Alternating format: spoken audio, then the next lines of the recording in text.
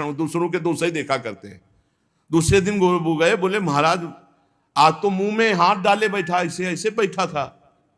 तो बुलाया और कहा भाई वैष्णव होकर तुम अवैष्णव काम करते हो, शौच के समय ऐसा नहीं, मुख में हाथ क्यों डाले थे? तो रोने लगे, बोले गुरुजी आपकी आज्ञा भी नहीं टाल सकते और मुझसे नाम के बिना रहा नहीं जाता, इसलिए मैंने जबान पकड़ा कि जबान से नाम ना निकले, पर उस समय भी हृदय से चल रहा था, हृदय से लगा लिया और कहा बेटा तुम्हारा जीवन धन्य हो गया। गुरु के मना करने पर भी नाम जपना, उनकी आज्ञा का पालन हो, तो इसलिए जबान पकड़ लिया, पर खुल के कह दिया कि गुरुजी सोच में भी हृदय से नाम चल रहा, हम नहीं छोड़ पाएंगे। तो बोले यही जीवन का सार, और हृदय से लगा लिया। और छिद्रान्वेषण वाले को कहा आज के बाद हमारे सामने मत आना, हमसे रहा ना जाए, हमको कसम दिला दी जाए तो भी ना रहा जाए। एक संत के पास एक गए, बोले 18 साल से आपने कहा था राम राम जप को, तो हमने जप किया, लेकिन हमको कोई दिव्यता तो समझ में आई नहीं। तो उनका अच्छा हमें गुरु मानते हो? बोले हाँ गुरु मानते हैं, आपको पक्का मानते हैं।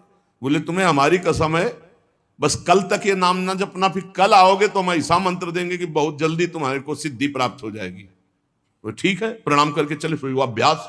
अब गुरुजी ने कसम खवाई तो सीढ़ी नहीं उतर पाए, रो के आए, बोले गुरुजी ऐसा तो नहीं हो सकता, अब नाम तो नहीं छूट सकता गुरुजी, आपने कसम खवा दी, इतनी देर में कितने नाम चल गए गुरुजी, अब ऐसा नहीं। बोले बस यही मिला 18 साल से, जो नाम में तुम्हें प्रियता हो गई, अब क्या दुर्लभ रह गया, आगे जब इसका फल प्रकाशित होगा तो सच्चिदानंद भगवान का मिलन।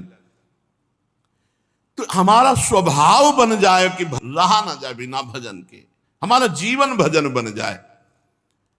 मत प्राणाहु से कहते हैं, हर श्वास में भगवान का स्मरण।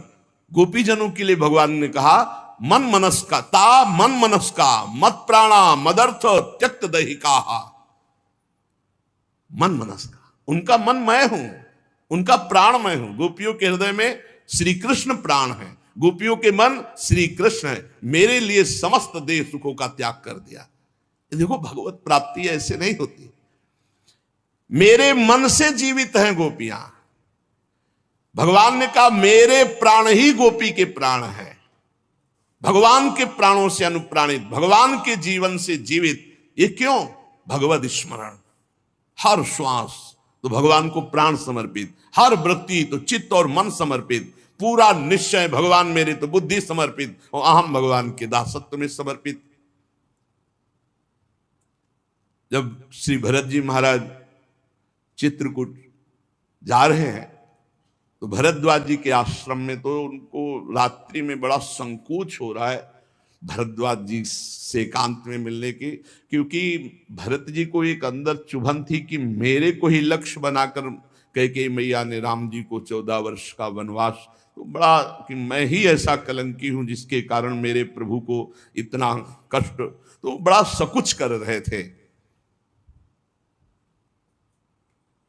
और वहां चर्चा हो रही थी, भरत जी पधारे हैं तो कहा भरत सरिस को राम सनेही, जगु जप राम राम जप जेही। अरे भरत जैसा राम प्रेमी कौन हो सकता, सारा संसार राम राम जपता है, पर राम जी क्या जपते हैं? श्री भरत श्री भरत श्री भरत।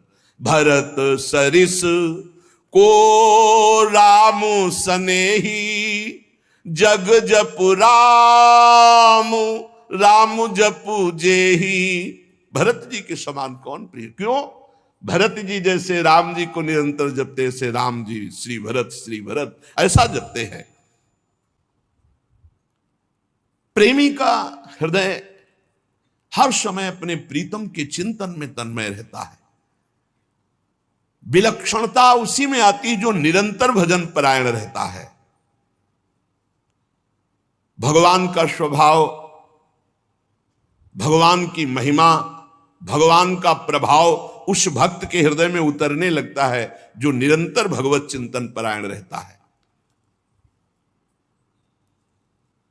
यहां सावधानी रखनी है, भजन परायण होने पर भी हमारे अंदर चाह नहीं पैदा हो रही तो कोई न कोई हम में त्रुटि हो रही है।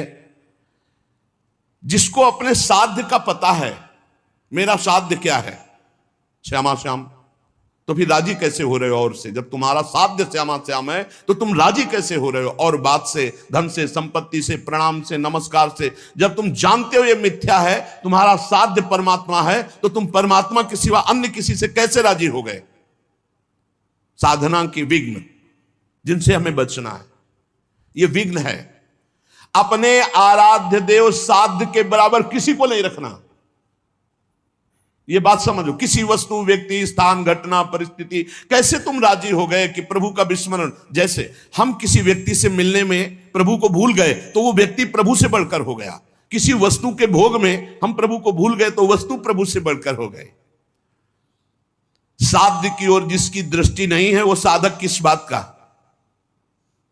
अपने को जो एकांत रूप से भगवत प्राप्ति के मार्ग में चलाया है उसी को साधक कहते हैं।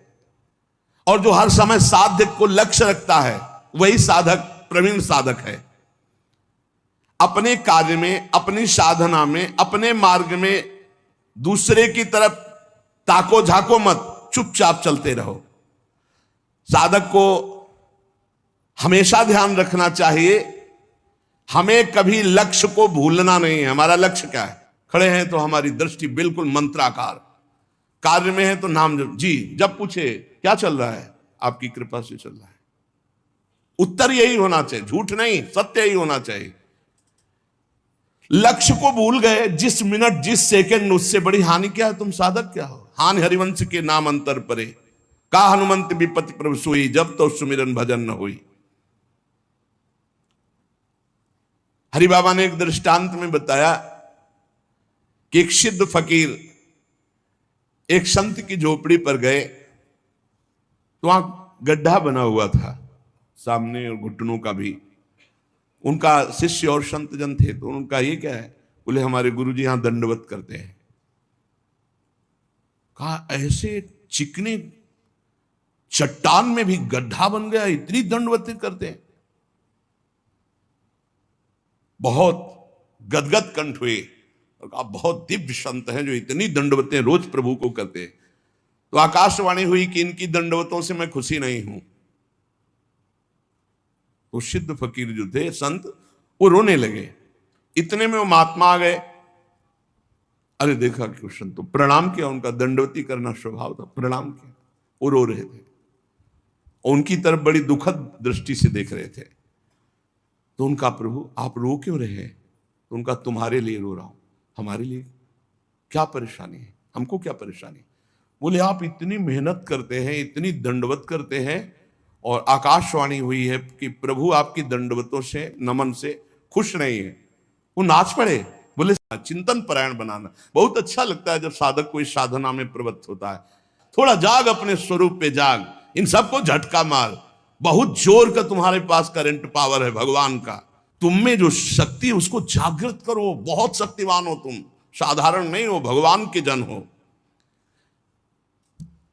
जब तक हमारी भजन में रुचि, भजन में प्रवीणता, हम भगवान को अपना जीवन दे दें, ये जीवन केवल भगवान की प्राप्ति के लिए है, तो भगवान हमको वैसे संग करवा देंगे, वैसे ही भजन मिला। एक चीज तो समझ लो, साधक वही जो जिद्दी स्वभाव का, ये बात समझ लो। साधक वही जो जिद्दी, भजन में जिद करके लगना पड़ता है। जैसे भजन में पूर्व में था कि बैठे, थोड़ी देर भजन हुआ, फिर नींद आने, खड़े हो गए और टहल रहे हैं, बाहर निकल करके टहल। हमें नींद में समय बर्बाद नहीं करना। एक नियत समय तुम्हें दे दिया देह को सोने का, 5 घंटे, 4 घंटे, 3 घंटे, जितना अभ्यास में ले पाए। इसके बाद अब नहीं कि तुम झटका मारो। हर प्रयास किए, ठंडा पानी बिल्कुल ठंडा रख लिया है, सर्दी में कंबल ओढ़ा नहीं, पूरा अब ठंडी में कांप, अब नींद आवे, लड़ा जाता है। बहुत आनंद का विषय है जिस मार्ग में आप चल रहे हैं। अपने आप को भगवान के चरणों में समर्पित करके निरंतर भजन का अभ्यास, तो तेसा महम समुद्धरता मृत्यु संसार सागरात भवामि न चिरात पार्थ मैयावेशित चेतसाम। इस शब्द पर ध्यान करो, मैयावेशित चेतसम, मेरे में आवेश चित्त वाला। भजन का आवेश हर समय बना हुआ है, भजन का आवेश और कोई चाह नहीं। एक रविया जी बड़ी संत हुई है, उन्होंने कहा कि अगर मैं स्वर्ग चाहूं